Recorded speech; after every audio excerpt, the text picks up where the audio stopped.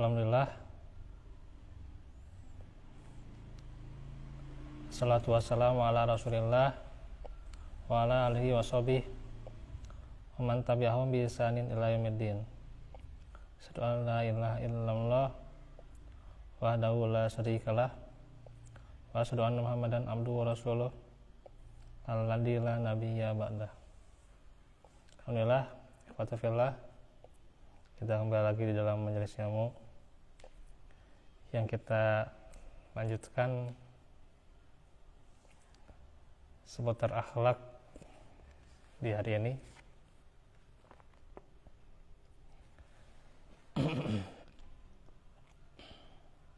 Kita lanjutkan kembali tentang istighfar,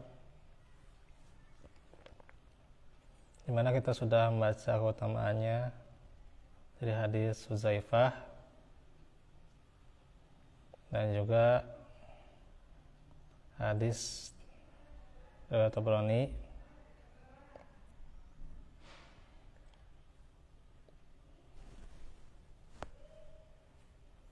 Nah, kita akan baca ayat dari surat Nuh ayat 10 sampai 12 ya. Allah Ta'ala firman, faqultu astaghfiru rabbakum innahu kana ghaffara yursilis samaa'a 'alaikum midrara yamdidukum bi amwalin wa banina yaj'al lakum jannatin wa yaj'al lakum anhara.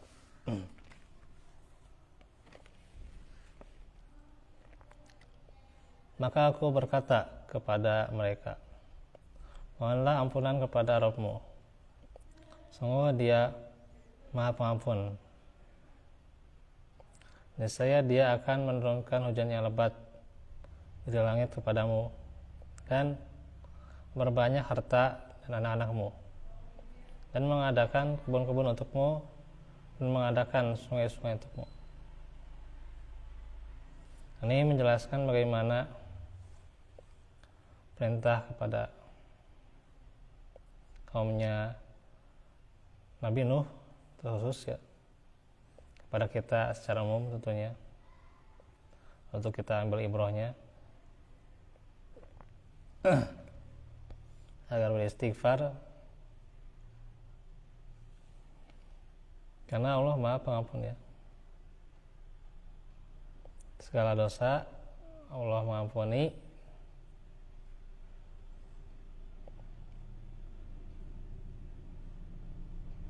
dosa besar yang harus ditaubati, dan pula apalagi dosa-dosa kecil tentunya Allah mengampuni.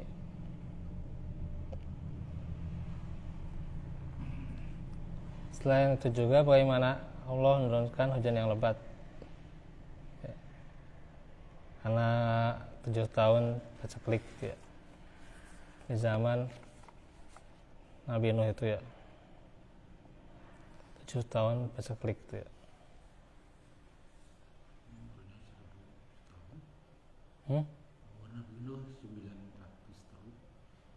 Nabi Nuh mah ribuan sebenarnya. Kalau dakwahnya 950 dakwahnya. Tapi kalau secara lebihnya ya 1000 tahunan.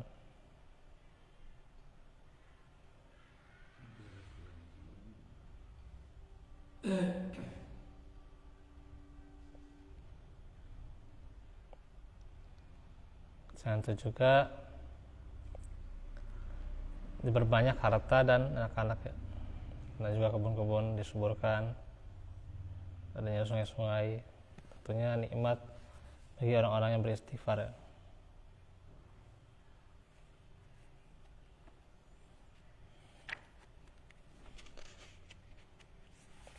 Nah, kita akan baca sekarang sebuah faedah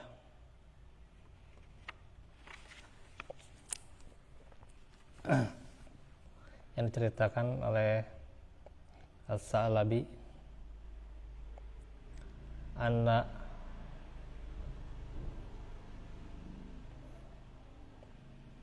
rajulan atal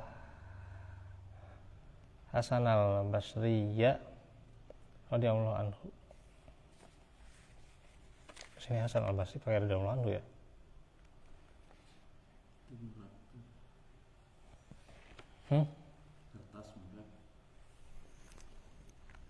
Jadi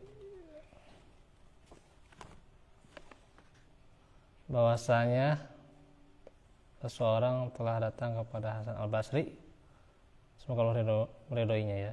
Biasanya kan sahabat ya kalau radhiyallahu anhu ya. Ini Hasan Al-Basri ya. Hasan Al-Basri kan bukan sahabat ya.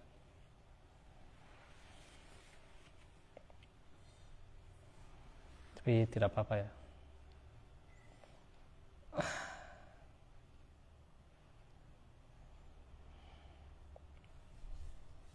Ini kan doa ya.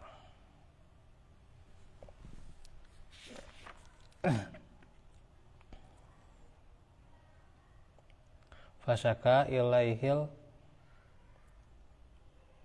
jadubah. Lalu orang itu mengadu kepadanya tentang kemarau.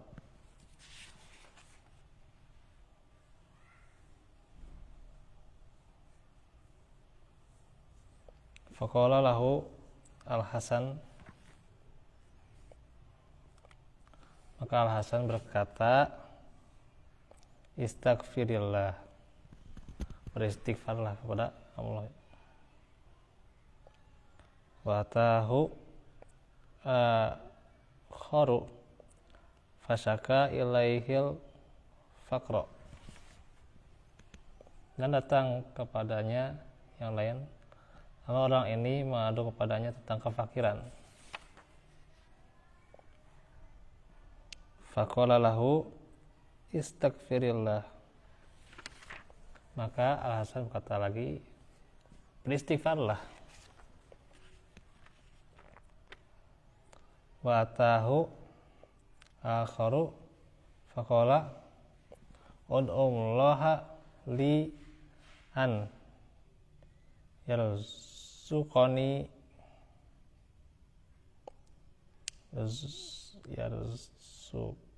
ya ibnan,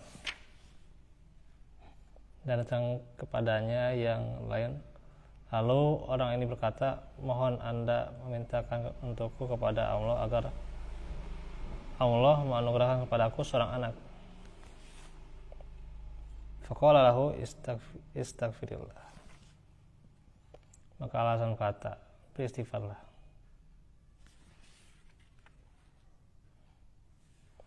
Wa atahu akharu fasaka ilahi jafafa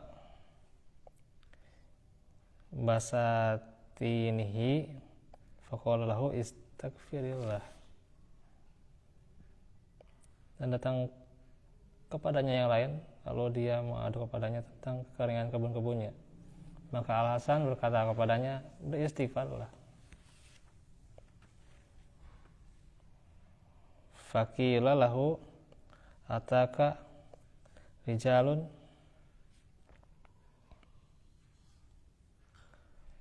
yaskuna abwaban wa yas'aluna anwa'an fa amartahum kullahum bil istighfar.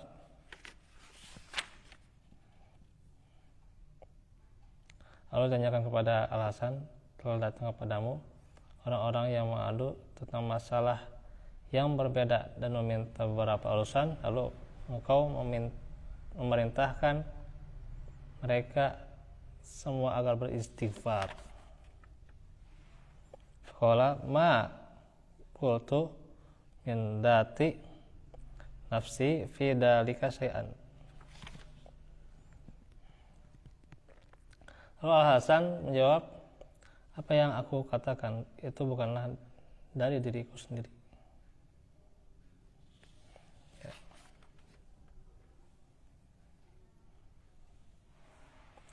Innama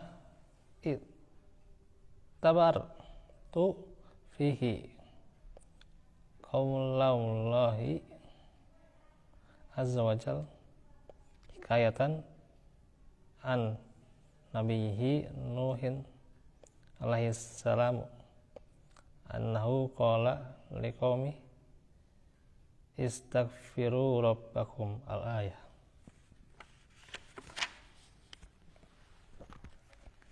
Lalu Al-Hasan menjawab, apa yang aku katakan itu bukan dari ayat. Tidak lain, aku mengambil pelajaran tentang hal itu dari firman Allah Ta'ala yang menceritakan Nabi Nuh alaihissalam, bahwasanya Nuh berkata kepada kaumnya, beristighfarlah kepada Rabb kalian, sampai akhir ayat. Jadi ini luar biasa ya, bagaimana Al-Hasan mengatakan kepada orang yang pertama, orang yang dia bertanya kepadanya,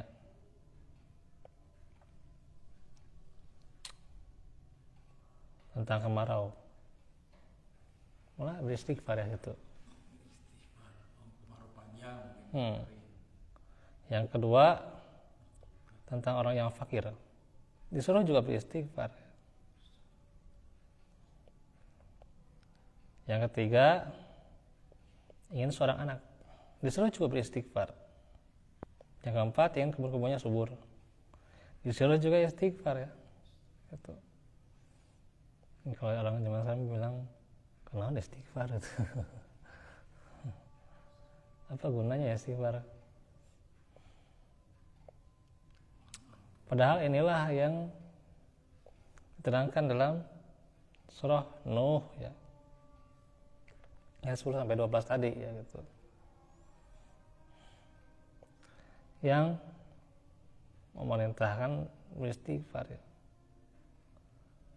Itu ya memang cuman istighfar kan cuman ucapan yang mudah ya.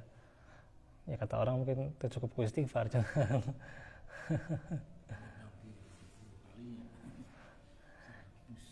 Justru istighfar itu banyak sekali faedahnya, keutamaannya, fadilahnya. Ya memang pasti orang butuh usaha lah, pastilah gitu. Upaya pasti ya harus ya, jelas ya. Tapi jangan sampai dengan upaya tersebut jadi kita lupa istighfar ya. Gitu. Karena ini solusi yang pertama kali itu adalah bagaimana? Dekatkan diri kepada Allah ya. Mintakan ampunan. Minta ampunan kepada Allah. Barangkali dosa-dosa kita banyak ya, sehingga kita dicegah dari kebaikan-kebaikan. Itu maksudnya ya. Gitu. Jadi jangan pernah meremehkan yang namanya istighfar ya. Terakhir nih, Al-Ahnaf bin Qais berkata, barang siapa yang zalim kepada dirinya sendiri, maka kepada orang lain dia akan lebih zalim. Dan barang siapa yang merusak agamanya, maka kepada kemuliaannya akan lebih merusak. Dan maksudnya adalah bagaimana manusia itu kan yang namanya manusia zalman jahulan ya. Artinya bagaimana istighfar adalah solusi daripada mengurangi kezaliman dan juga kerusakan ya. Wa'alaikum warahmatullahi wabarakatuh. Insyaallah kita akan lanjutkan di kesempatan berikutnya. Subhanaka Allahumma wa bihamdika asyhadu an la ilaha illa anta astaghfiruka wa atubu ilaik. Fil akhirati hasanah wa qina adzabannar. Assalamualaikum warahmatullahi wabarakatuh.